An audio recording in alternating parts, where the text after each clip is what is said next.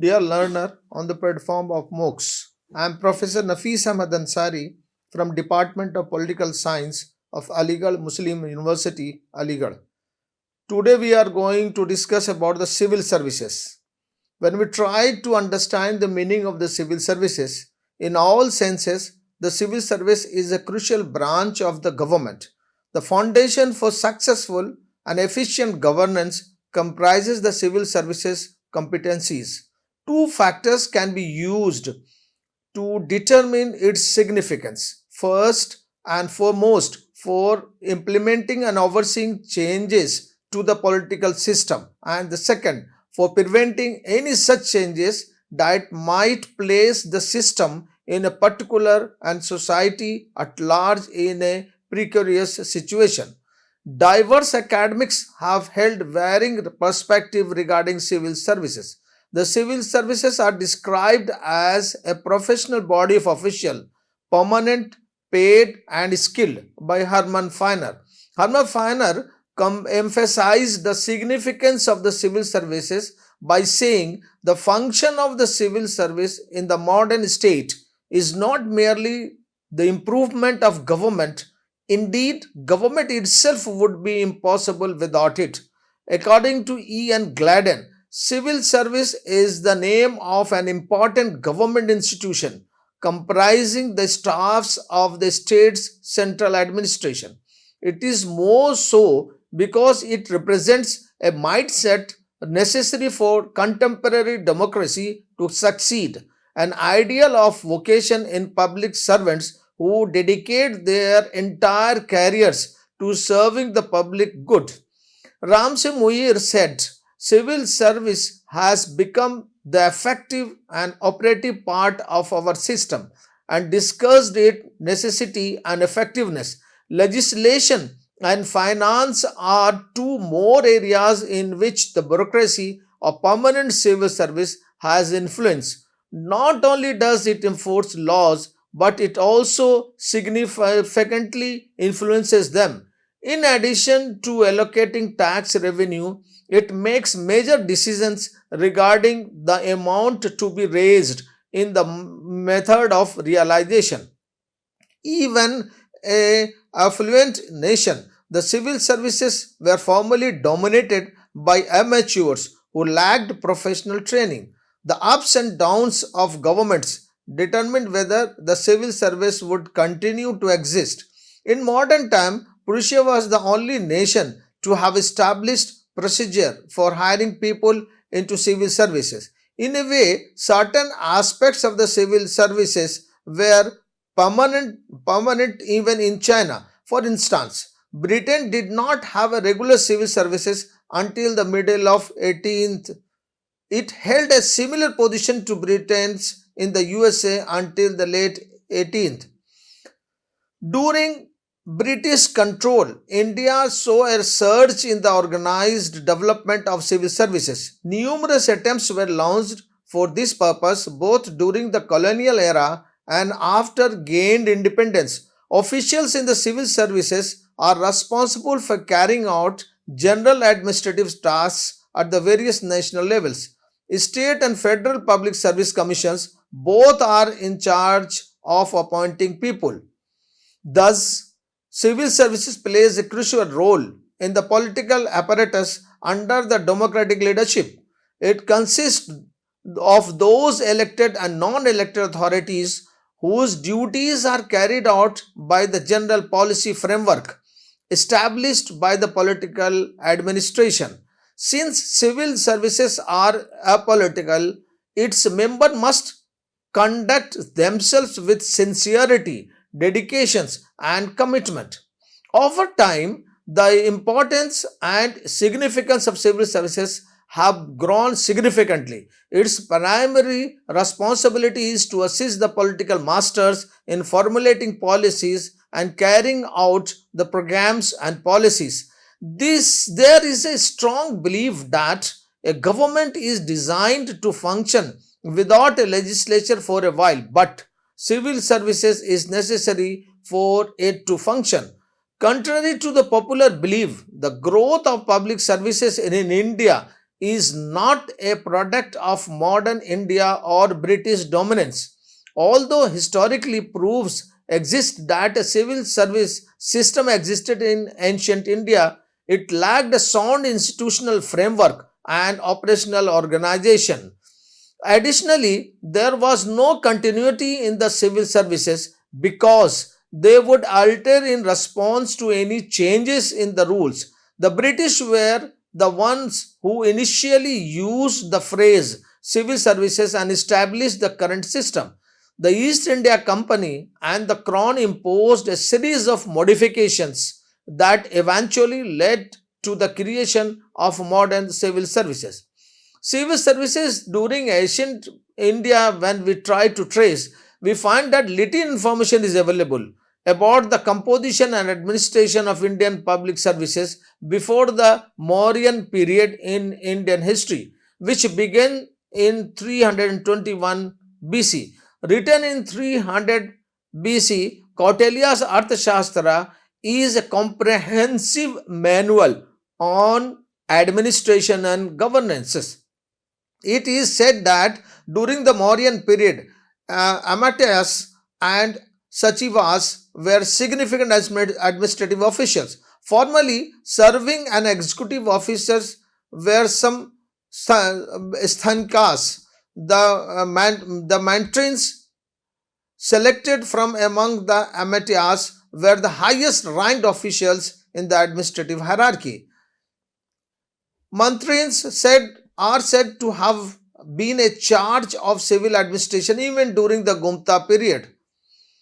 During this time, Sadhvi Grahika established a new office responsible for foreign affairs. In the past, candidates for these positions were chosen based on their Indian family history and genetic makeup. At that time, open competitive hiring practices were unknown in India, but they were widely used in China as early in 120 BC. Mughal era saw a centralization of administrative structure. There was no differentiation between the military and civil administration.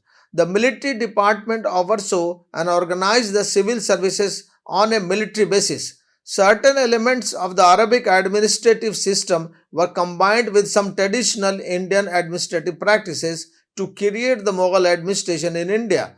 The Mughal administration, provincial administration, is an example of the foreign elements present within the system. The governorship and the treasury were two distinct political roles in the early century of the Arab monarchy.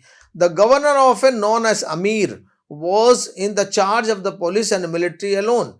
Besides, was the treasury chief, known as Amil. These two officers effectively established a neutral system of checks and balances. During the Mughals era, the arrangement was between the provinces, divans or revenue of the chief as subedar or provincial governor. Civil services during East India Company, when tries to understand, we find that the establishment of India's civil services may be traced back to the first quarter of the 17th century when a group of British merchants operating under the East India Company visited the country for trading purposes. The British government's first organized the civil services known as the civil servants of East India Company. The individuals who made up this group were known as Covenant Civil Services in India. These were different from the company's military and naval officers. The company's employees were essentially commercial agents called factors who oversaw the trading stations set up along the coasts. These factors were the people who understood East India trade rather than politicians and administrators. The corporation created a regular post grading system in 1675. As a result, a young man was hired as an apprentice, at first trained to become a writer, and after 5 years in the role, qualified to advance to the position of factor. The factors may be promoted to junior merchants following 3 years of services, and they may typically advance to senior merchants after 3 years. These officers were engaged in the commercial transactions. At first, the court of committees had the authority to select people for these positions. Still, in 1714, a rule was established stating that recommendation of the court of directors members would be used to make appointments inside the firm. Each writer were required to sign a contract or indenture with business. The lengthy and agreement required the writers to provide faithful, honest, careful, and diligent service and follow, upholds, and fulfill all corporate and court of directors directives. They were referred to as a covenant civil servants as a result. Until 1833, this patronage idea was applied in the various ways. Then a small amount of competitions were introduced to choose business writers. The service remained exclusive commercial for more than 150 years. Later, as trade grew, starting in 1760, administrative duties grew and the company's civil service began taking on additional administrative duties. Civil servants appeared in the company's record by 1765. Another significant step in the company's territorial expansion and ensuing the expansion of the administrative responsibilities of its public officials were the Mughals' 1765 gift of Diwani to the company. The directors assumed the control of administration in 1772 after deciding to act as a Diwan themselves. In addition to the need to streamline the civil service, covenanted servants participated in bribes and private trading. The Regulating Act of 1773 established a different personal classification by separating the company's civic and commercial functions. Revenue and judicial administrations were to be handled by different class of servants, and the company's commercial operations were to be kept apart. The act also forbade any civil servants in charge of revenue collection or judicial administration from engaging in private commerce. Only those involved in the business dealings were allowed to engage in private trading. It prohibited civil officers from taking presents from people. The Pitt's India Act 1784, which dealt with the civil service, stipulated that covenant public workers were to fill open positions in the Governor General's Council. Any firm employee could be called back or removed by the Crown. The Act established age restrictions for a new hires in the company's service for the first time. It was a minimum age of 15 and maximum age of 18 were old for appointments to the positions of writer from the general public. A major factor in the growth of India's civil services was the Charter Act of 1793. Every vacancies in an Indian public office shall be filled with among the civil servants of the company belonging to the presidencies in which such vacancies occurred, according to the regulations. Outsides were barred from the service by Act even though they had patronage in England. The Act made the civil service a close exclusive service to boost employee morale. The age requirement to be appointed to the writer position was increased to 22 years old. The college at Fort William was founded in 1800 by Governor General Wellesley to educate civil servants. Nevertheless, the court directors disapproved of this. Ultimately, in 1806, the court directors chose to establish a training facility at Henley, Bury, England, and the Charter Act of 1813 give it legislative authority. Before being officially recognized as a writer, the writers nominated by the company's court of directors had to complete 2 years of instruction at the institution and pass an exam.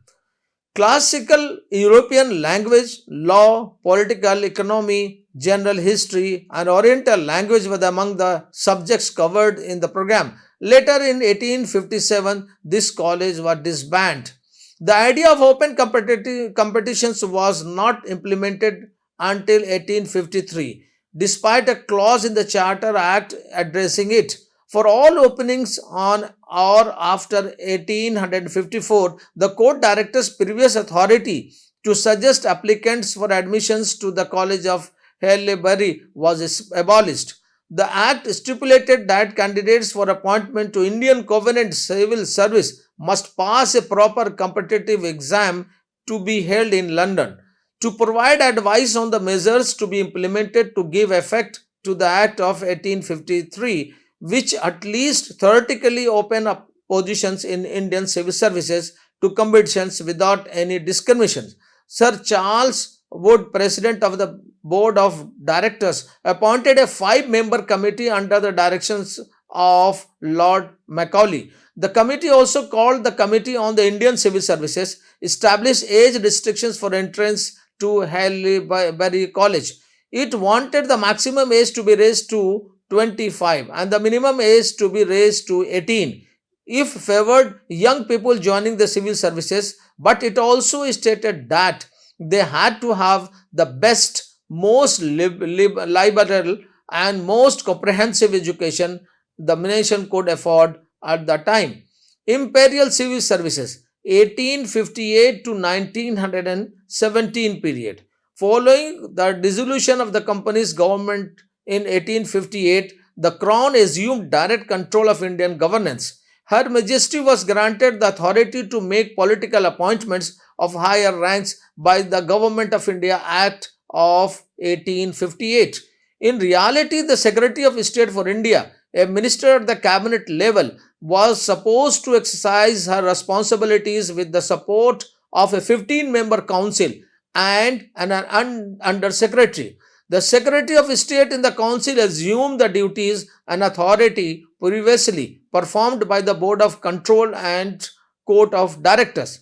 In 1855, the Civil Services Commission in London was given the authority to organize and oversee competitive exams for appointments to civil service of Her Majesty.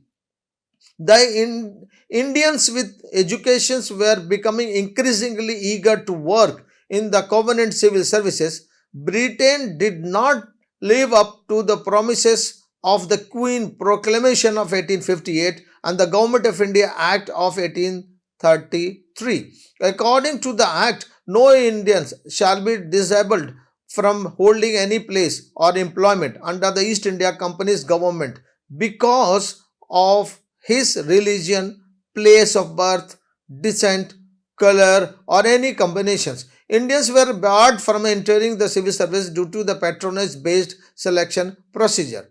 Despite introducing free competition under the Charter Act of 1853, Indians were prohibited from competing due to certain stipulations, including meeting fitness requirements and holding exams in London. With the Indian National Congress passing in its very first session on December 1885 a resolution of simultaneous civil service examination in England and India, the pressure for Indianization increased further. The British government decided to consider the admission of Indians either to the Covenant Civil Services or to offices formerly reserved exclusively for the service members.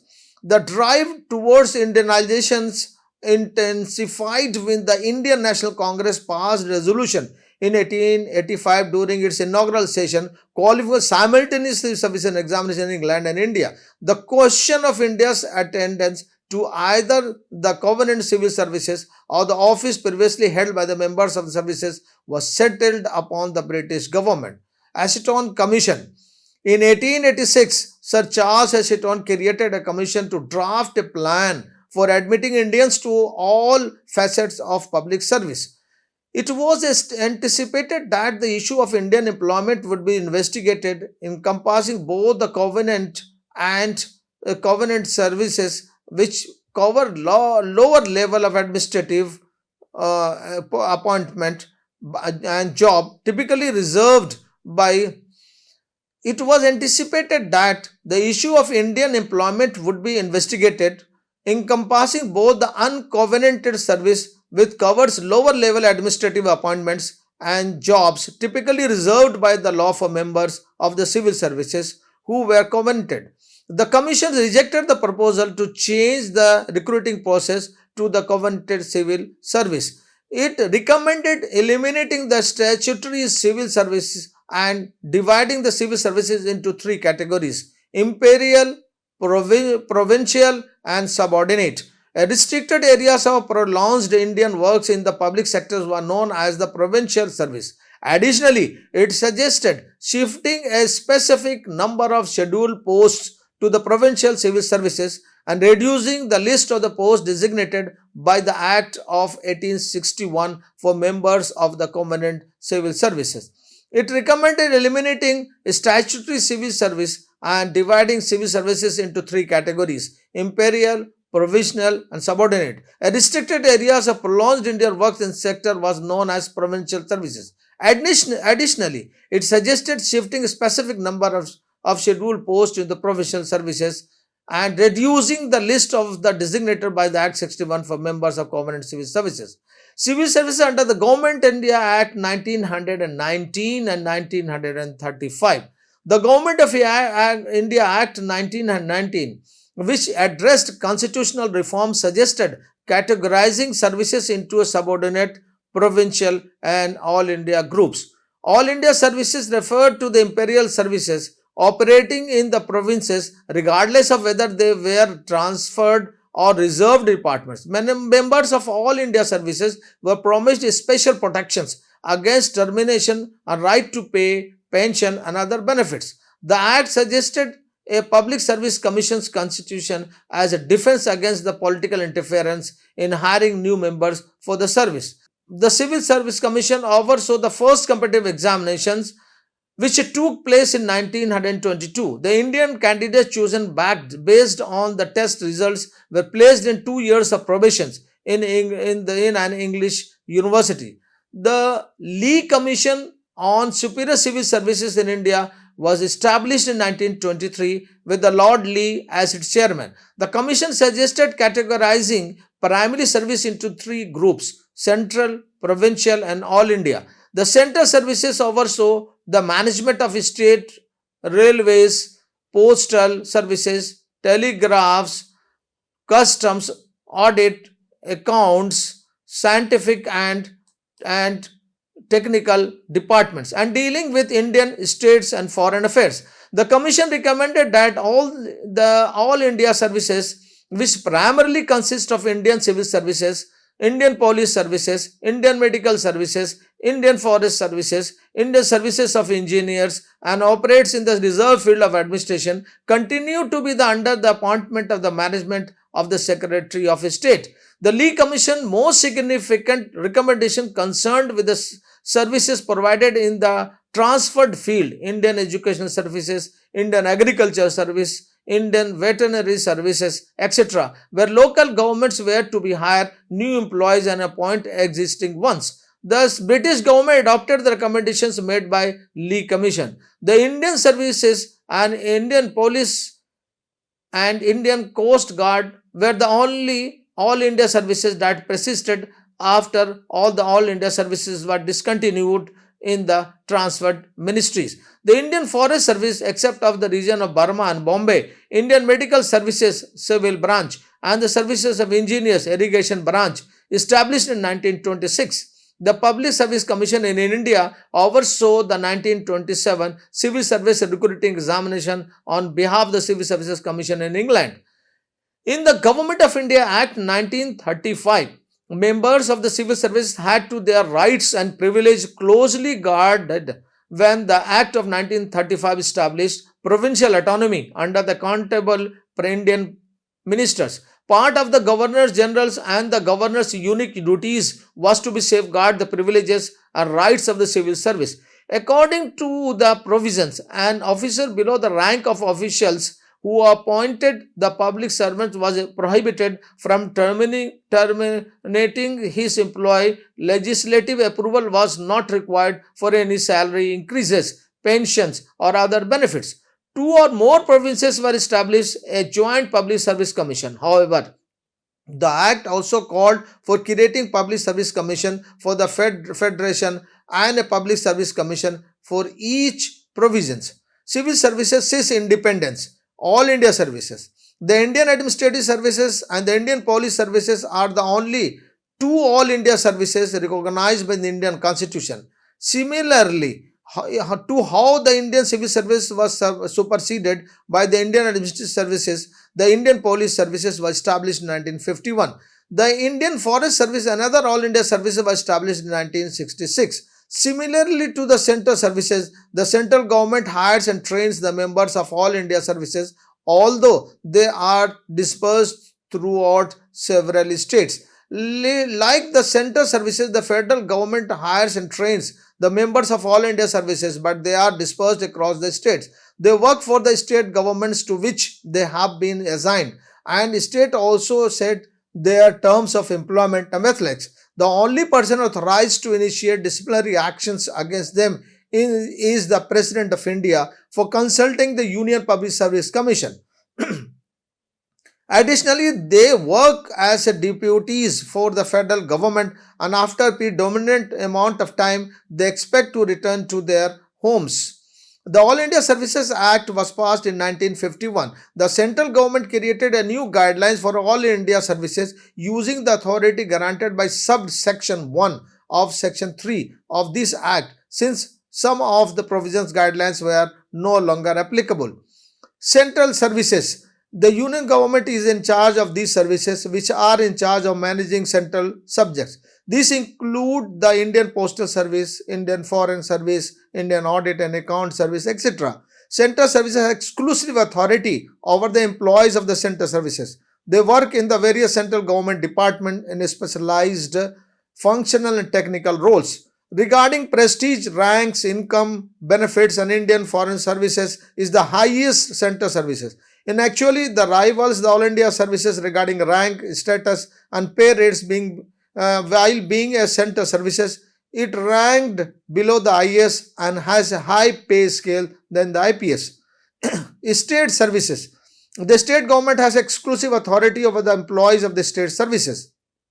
They work in various general, functional, and technical capacities in the state government departments. Nonetheless, they hold lower ranks than the member of All India Services, IAS, IPS, and IFS in the state administrative system. According to All India Services Act of 1951, officers working for the state services must be promoted to fill senior position in Indian Administrative Services, IAS, Indian Police Service, IPS, and Indian Forest Service, IFS, that do not exceed 33 and 1/3% of the total. These promotions were granted based on the suggestions of the state specific selection committee.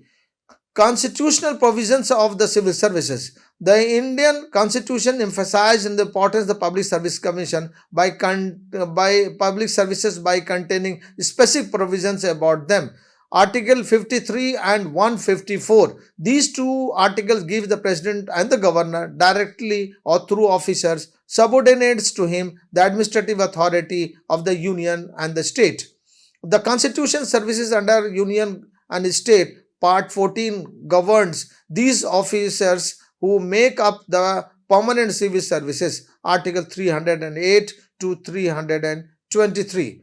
Article 311. To ensure procedural fairness, this article describes the procedure for firing, expelling, or lowering the status of those working for the union or the state in civil capacities. Article 312 specialized civil service functioning at the federal and state level are called All India Services. Roles and functions of the civil services, basis of the government, foundation of the government, and effective administrative apparatus in the necessary for the operation of any government. The foundation is of this apparatus is the civil services, which aid in the executing laws and policies, policy formulation, implementations of policies and laws, stability to the government, a catalyst to the social change and economic development, administrative adjudication.